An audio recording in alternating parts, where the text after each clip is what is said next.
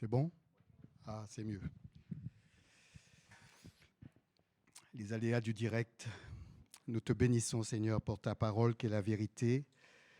Elle nous enseigne, elle nous conduit, elle nous éclaire et elle nous rappelle, Seigneur, que tu es venu nous chercher, tu es venu nous sauver, tu es venu te révéler, tu es venu nous montrer que tu es celui qui est.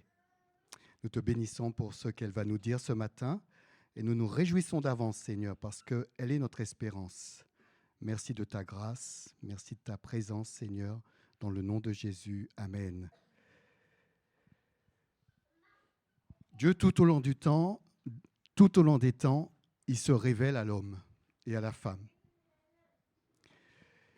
Sa première révélation, que les théologiens appellent la révélation générale, elle se définit sur 3 termes. La création. Au travers de la création, les enfants, quand vous voyez une fleur, quand vous voyez les étoiles, quand vous voyez un petit animal, quand vous voyez la personne qui est assise à côté de vous, vous devriez dire « Merci Seigneur », parce que c'est une grâce. C'est sa création.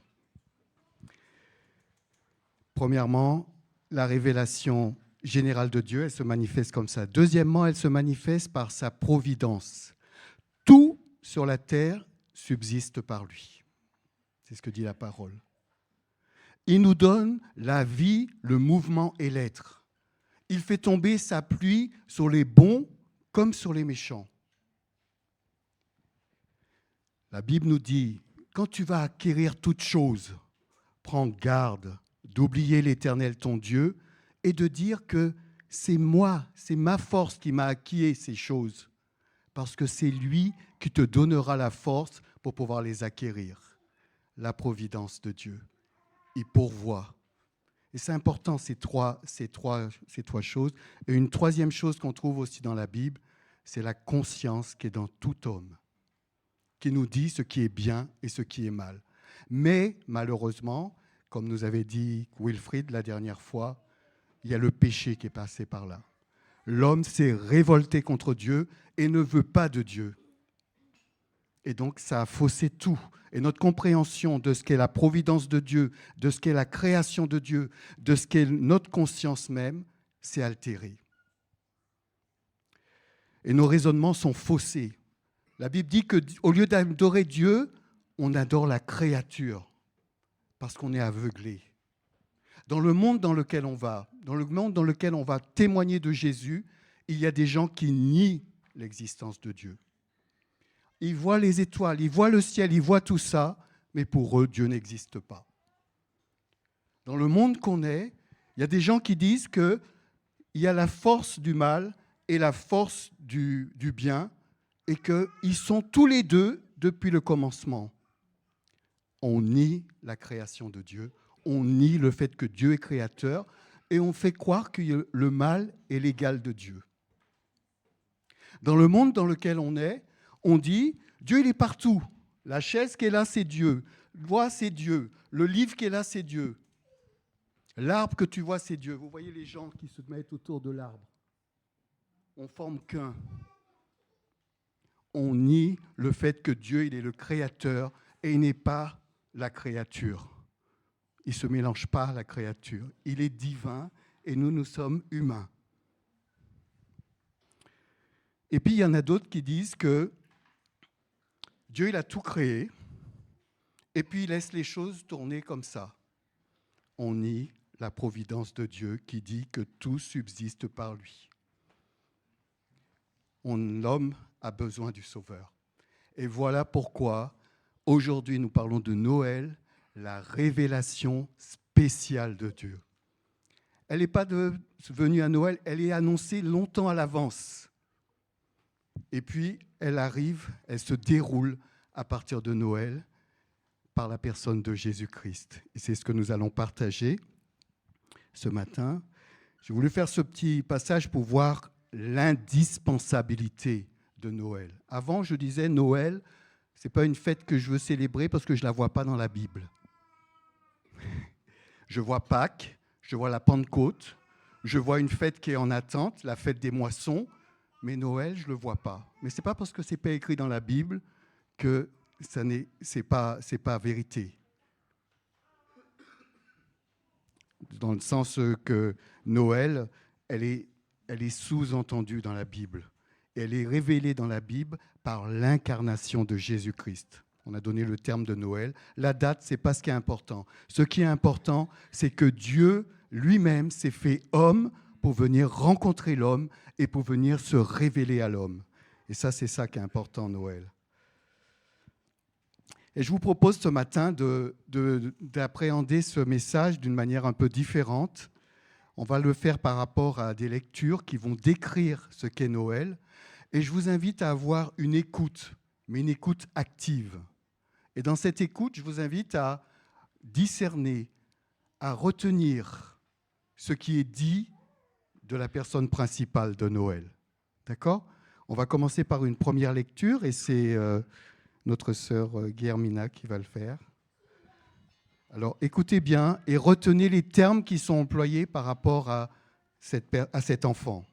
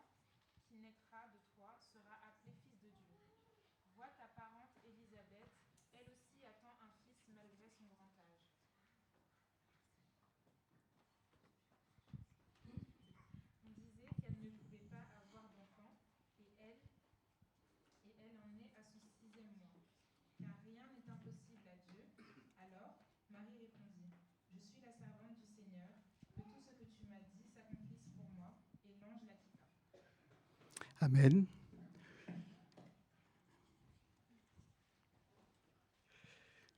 Vous avez retenu ce qui a été dit de l'enfant. Le nom qu'il fallait lui donner, c'est l'ange qui va venir vers Marie, qui va lui dire de lui donner le nom. Et quel nom il lui a dit ? Jésus. Comment il sera cet enfant ? Il est décrit comment ? Grand. Il sera grand. Il sera appelé comment ? Fils du Très-Haut. Qu'est-ce qu'on va lui donner ? Le trône de David, son ancêtre. Et il va régner comment ? Il va régner éternellement. Rien que ça, déjà, on devrait s'arrêter et dire c'est lui. Mais des fois, ça ne nous suffit pas. On voit dans le monde que les gens se moquent du fait qu'on dise que Jésus est né du Saint-Esprit. Que la Vierge Marie a conçu du Saint-Esprit. Il y a des gens qui se moquent de ça et qui disent « Oh, mais c'est pas possible ». Et on en fait même des fois un sujet de raillerie dans le monde. Et pourtant, cette naissance était annoncée dans Michée par rapport au lieu de la naissance, mais aussi par rapport au fait que cet enfant devait naître d'une vierge, ce qui dépasse tout entendement, mais on l'a bien lu à la fin. Rien n'est impossible à Dieu. Celui qui a créé de rien peut mettre dans le ventre d'une femme un enfant, peut mettre d'un couple âgé en train de mourir, alors qu'ils sont près de la mort, peut faire naître un enfant, parce qu'il est Dieu. On ne peut pas le comparer à nous. Donc quand on dit Dieu il est en tout, partout, et qu'on veut essayer de le comparer à nous, qu'est-ce qu'on fait? Il régnera éternellement sur le peuple de Jacob et son règne n'aura pas de fin. C'est une promesse que Dieu a faite à David. C'est inscrit dans l'Ancien Testament. Le Nouveau Testament, c'est la continuité de ce que Dieu a annoncé avant. Et c'est dans 2 Samuel, versets 7 à 16, que Dieu dit à David, « Je rendrai stable pour toujours ta dynastie et ta royauté, et ton trône sera inébranlable à perpétuité, pour toujours. » Et c'est au travers de Jésus que cette prophétie est pleinement accomplie. Il sera appelé aussi, il a été dit, il sera appelé Fils de Dieu. Sa naissance n'est pas due à un homme, mais elle est due au Saint-Esprit, à l'Esprit de Dieu. Descendant, il fallait qu'il soit descendant de David. Donc par Joseph, il est descendant de David. Et c'est l'Esprit de Dieu qui va descendre sur Marie, et c'est la puissance, il nous décrit comment c'est la puissance de Dieu qui va la couvrir de son ombre et fera qu'elle soit enceinte. C'est incroyable, impensable, inimaginable. Mais c'est bien la réalité de ce qui est décrit dans la Bible. Car rien n'est impossible à Dieu. Marie ne l'a pas compris. Elle a dit, comment ça va se faire ? Je ne connais pas d'homme. Donc ça, dans son raisonnement, c'était le raisonnement naturel de comment on avait un enfant. Et nous, ici, peut-être dans cette salle, il y a une personne qui ne le comprend pas et qui ne l'accepte pas. Ça dépasse l'imagination si on regarde à nous. Mais si on regarde à Dieu, rien n'est impossible à Dieu. C'est ce que l'ange lui a dit à la fin. Et Marie a fini par accepter. On va faire une deuxième lecture d'un texte qui parle encore de cette naissance. Alors cette fois-ci, je demande de la personne qui va lire de se lever, de lire à haute voix à la façon des prophètes, pour que chacun puisse entendre, parce qu'on doit entendre le message de la parole de Dieu. Dans Matthieu 1, versets 18 à 25,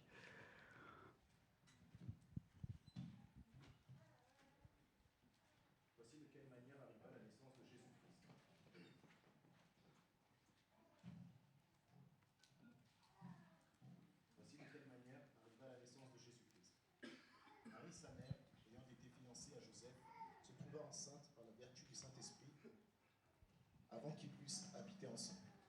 Joseph, son époux, était un homme de bien et qui ne voulait pas la diffamer, se proposa de rompre secrètement avec elle. Comme il y pensait, voici, un ange du Seigneur lui apparut en songe et dit, Joseph, fils de David, ne crains pas. Ne crains pas de prendre avec toi Marie comme femme, car l'enfant qu'elle a conçu vient du Saint-Esprit. Elle enfantera un fils, et tu lui donneras le nom de Jésus. C'est lui qui sauvera son peuple de ses péchés. Tout cela arriva afin que s'accomplisse ce que le Seigneur avait annoncé par le prophète. Voici la Vierge sera enceinte, elle enfantera un fils, et on lui donnera le nom d'Emmanuel, ce qui signifie Dieu avec nous. Joseph, s'étant réveillé, fit ce que l'ange du Seigneur lui avait ordonné, et prit sa femme avec lui. Mais il ne la connut point, jusqu'à ce qu'elle eût enfanté un fils, auquel il donna le nom de Jésus.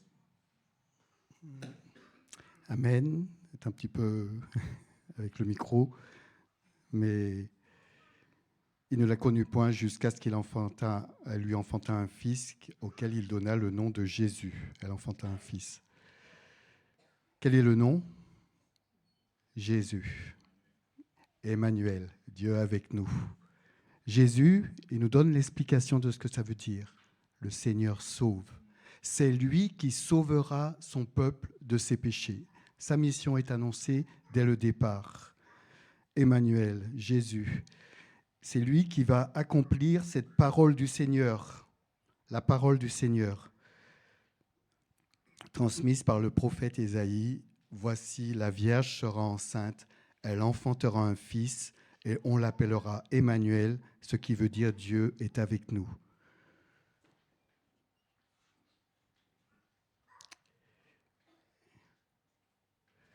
Ésaïe disait aussi, écoutez, dynastie de David, voici le Seigneur vous donnera lui-même un signe. Voici la jeune fille sera enceinte, elle enfantera un fils et on lui donnera le nom d'Emmanuel. Après, Joseph fit ce que l'ange lui avait dit de faire, comme Marie. Il ne comprend pas forcément, mais en tout cas, il obéit à Dieu et il lui fait confiance. On va prendre une autre lecture dans Luc 1. Donc, cette fois-ci, je vais faire la lecture. Luc 1.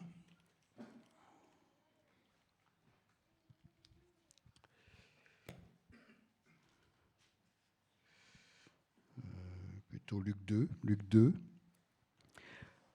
En ce temps-là, l'empereur Auguste publia un édit qui ordonnait le recensement de tous les habitants de l'Empire.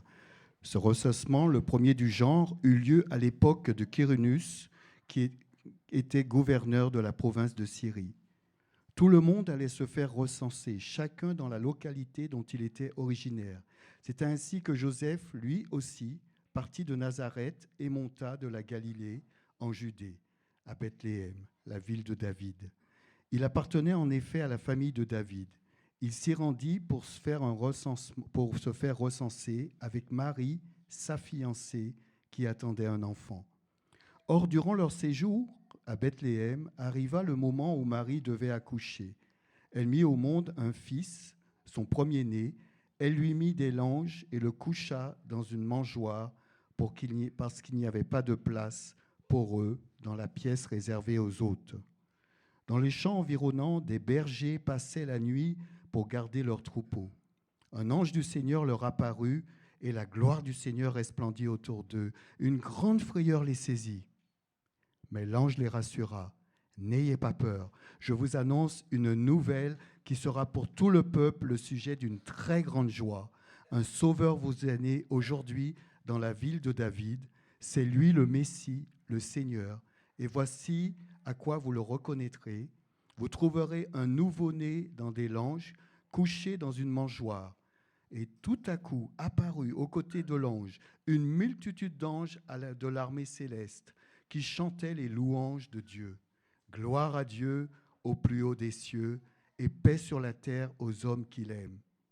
Quand les anges les eurent quittés pour retourner au ciel, les bergers se dirent l'un à l'autre, « Allons donc jusqu'à Bethléem pour voir ce qui est arrivé, ce que le Seigneur nous a fait connaître. » Ils se dépêchèrent donc d'y aller et trouvèrent Marie, Joseph avec le nouveau-né couché dans une mangeoire. Quand ils le virent, ils racontèrent ce qui leur avait été dit au sujet de cet enfant. Tous ceux qui entendirent le récit des bergers furent très étonnés. Marie conservait le souvenir de toutes ces paroles et y repensait souvent. Les bergers s'en retournèrent, louant, glorifiant Dieu au sujet de tout ce qu'ils avaient vu et entendu. C'était bien ce que l'ange leur avait annoncé. Donc là, c'est un ange qui leur apparaît, tout comme Joseph. Et quand ils voient l'ange, ils sont effrayés. Ils sont dans la frayeur. Et ils vont connaître de la frayeur à une grande joie. Waouh!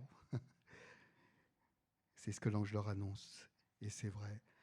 Comment est-ce qu'il parle de Jésus? Un sauveur vous est né. Il sera le sujet d'une grande joie. C'est dans la ville de David. Le lieu, c'est là, c'est pas ailleurs. Il est le Messie que tout le peuple attendait. Il est le Seigneur. Donc il y a des éléments encore qui sont rajoutés en plus. Alors que les bergers, dans la société de l'époque, ils étaient considérés comme des gens de peu de valeur. Au niveau social, ils étaient le plus bas de l'échelle. Et leur témoignage n'était pas recevable. Dans un procès, on ne leur faisait pas confiance. Leurs paroles n'avaient pas de poids.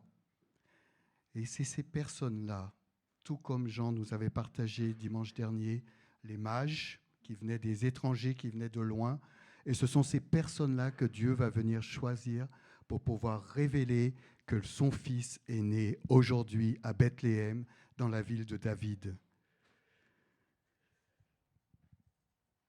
Alors on va récapituler.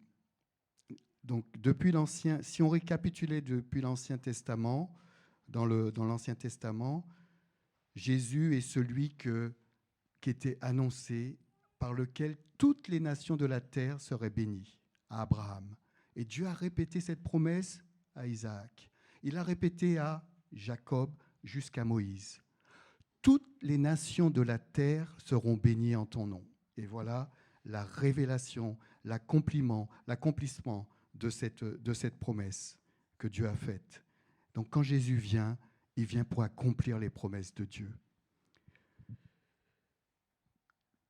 Il est né de la Vierge Marie. C'est ce qui est annoncé.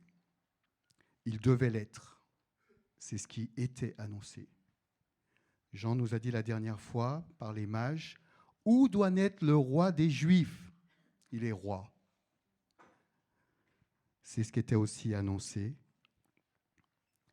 Fils du Très-Haut, le Seigneur, le Messie, le Saint-Enfant qui naîtra de toi, le Saint-Enfant, le Fils du Dieu, le Sauveur, je l'ai dit déjà, né du Saint-Esprit, c'est annoncé, l'envoyé du Seigneur, la lumière qui éclaire les nations, nous avons chanté ça ce matin, la gloire d'Israël, Emmanuel, Dieu avec nous, voilà tout ce qu'on a dit. Est-ce que vous ne trouvez pas que ça contraste avec l'humble endroit où toute cette description, cet enfant dont tout est décrit, est-ce que vous ne trouvez pas que ça contraste avec l'humble endroit où il est?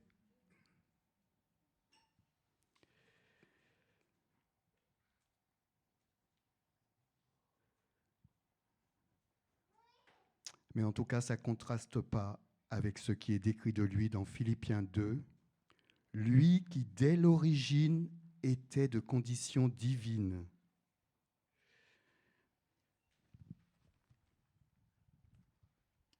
Il ne chercha pas à profiter de l'égalité avec Dieu.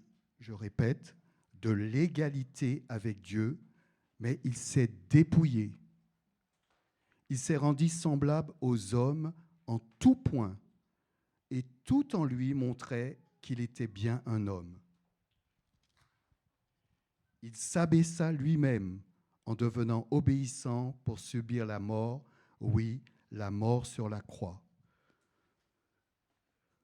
L'enfant qu'on voit dans la crèche, mon frère, ma sœur, mes amis, il est pleinement homme et il est pleinement Dieu. Il n'est pas à moitié homme, à moitié Dieu, il est pleinement homme et pleinement Dieu. Et ça, c'est quelque chose qui est très important à retenir.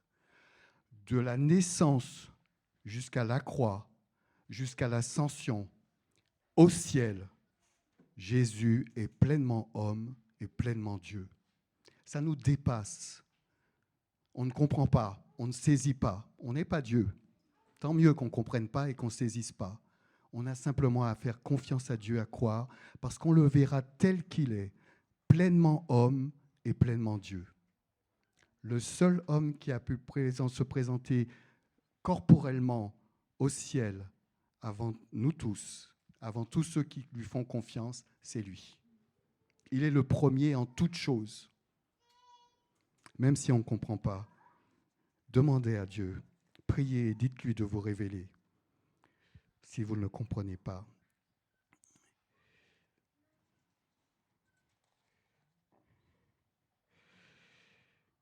Il est venu, toute cette description qu'on a fait de lui, et on lit dans le texte, pas de place pour lui.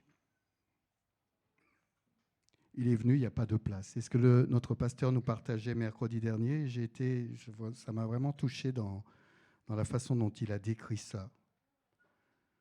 Le roi, le Fils de Dieu, le Sauveur, le Messie, il vient sur terre révéler le Père pour nous sauver, pour nous délivrer. C'est ce qu'on lit. On n'avait pas de place pour lui. Si, Jamel nous a dit mercredi, on a eu une place pour lui à la croix. C'est la place qu'on lui a donnée. Et pourtant, il a dit, il y a plusieurs demeures dans la maison de mon Père. Si cela n'était pas, je vous l'aurais dit. Je m'en vais vous préparer une place. Lui qui est le roi, qui devait avoir une place, on ne voulait pas de lui, on ne l'a pas accueilli, on lui a donné la place du condamné à notre place, et pourtant, il va nous préparer une place. Waouh! Merci Seigneur.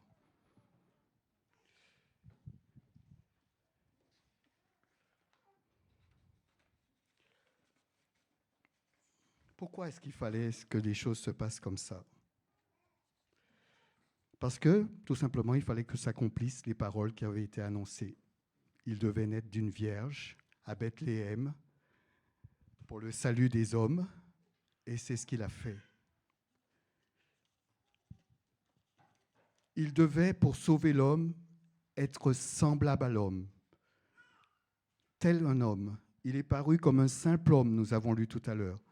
Il devait être rendu à tous égards semblable à ses frères afin de devenir le grand prêtre, plein de compassion et fidèle dans le domaine des relations de l'homme avec Dieu, en vue d'expier les péchés de son peuple. Hébreux 2, verset 17 qui nous dit ça. Il devait être un homme pour nous délivrer, nous secourir, nous éclairer et pour notre salut. Ce matin, j'avais une petite lecture que je vais vous partager pour nous faire comprendre vraiment ce qu'est l'incarnation. Une image, tout simplement. Le verset qui est écrit, c'est « Car Dieu était en Christ, réconciliant le monde avec lui-même, en n'imputant point aux hommes leur offense. » Des moineaux effrayés. Par un soir d'hiver, l'homme entendit un bruit irrégulier vers sa cuisine. Il se rendit à la fenêtre et observa des petits moineaux grelottants qui, connaissant la chaleur qui habitait de l'autre côté de la fenêtre, s'entêtaient désespérément à entrer par la vitre. Touché, le fermier s'habilla chaudement, se fraya un chemin à travers la neige et ouvrit la porte de la grange. Il alluma la lumière et traça sur le sol un sentier à l'aide de petits biscuits salés afin d'y attirer les petits moineaux, mais effrayés par la présence du fermier, les oiseaux s'étaient envolés et demeuraient cachés dans la nuit.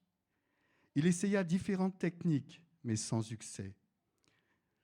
Effrayés par sa stature, les volatiles ne comprenaient pas que le fermier désirait les aider. Encore songeur, une idée le traversa. Si seulement je pouvais me transformer en un oiseau et devenir l'un d'eux pour un temps, je ne les effraierais pas. Je ne les effraierais plus et je pourrais leur montrer le chemin vers la chaleur. Il venait de saisir le principe de l'incarnation que l'on célèbre à Noël. En effet, Dieu s'est fait homme en Jésus-Christ pour que les hommes le comprennent, viennent à lui afin d'être secourus. Le fait que le Créateur de l'univers accepte de se faire homme pour aider les hommes montre combien il nous aime. Dernier témoignage d'un homme âgé qui nous parle de Jésus. Dans Luc 2, versets 25 à 32, il y avait à Jérusalem un homme appelé Siméon. C'était un homme juste et pieux. Il vivait dans la tente de la consolation d'Israël. Est-ce que nous, on vit dans la tente de la consolation d'Israël?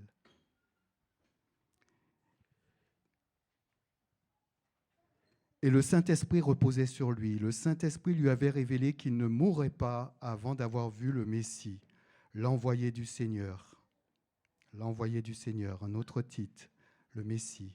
Poussé par l'Esprit, il vint au temple quand les parents de Jésus apportaient le petit enfant pour accomplir le rite qu'ordonnait la loi.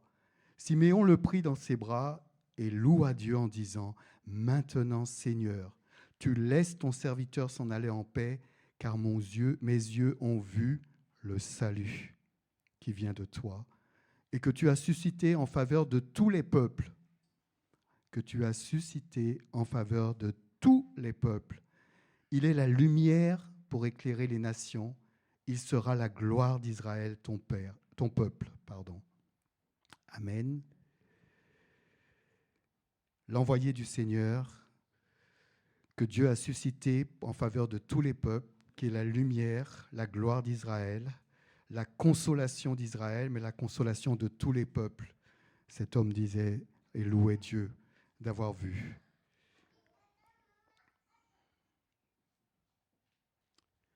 Pas de place pour lui. Cette place. Est-ce qu'il trouve de la place dans nos cœurs? Est-ce qu'il est véritablement notre sauveur? Pour beaucoup, il est notre sauveur. Nous l'avons accepté, nous l'avons accueilli. Est-ce qu'il est notre Seigneur? Pour beaucoup, il est notre Seigneur. Est-ce qu'il est notre Seigneur tous les jours? Est-ce qu'il est notre Seigneur à chaque instant? Est-ce qu'il est notre Seigneur pour toujours? Ce n'est pas toujours facile, ça on le voit. C'est un combat de tous les jours. Mais il est notre Seigneur et il veut l'être dans les moindres détails de notre vie. Laissons-le l'être parce qu'il est le sujet d'une grande joie. Et je prie pour que Noël soit pour nous tous ce sujet d'une grande joie parce qu'il est celui qui est digne de notre louange. Je prie pour que toute notre vie puisse le louer. Il est celui qui est digne de notre adoration, comme les anges, comme les mages, comme les bergers. Il est digne de notre adoration. Et ces hommes ne se sont tournés vers lui seul. Ils ont été envoyés vers lui seul. Il n'y a aucune interférence avec un homme, parce qu'on adore Dieu et on n'adore pas ni un homme, ni une femme. Qu'il soit pour nous ce sujet de joie tout au long de Noël. Et pour conclure, depuis quelques dimanches, il y a quelque chose qui est écrit sur notre mur là. Ce verset qui se trouve dans Ésaïe 9, verset 6, « Car un enfant nous est né, un fils nous est donné. La domination reposera sur son épaule. On l'appellera admirable conseiller, merveilleux conseiller, d'autres traductions, Dieu puissant, Dieu fort, Père éternel, Prince de la paix. » Amen, amen, amen.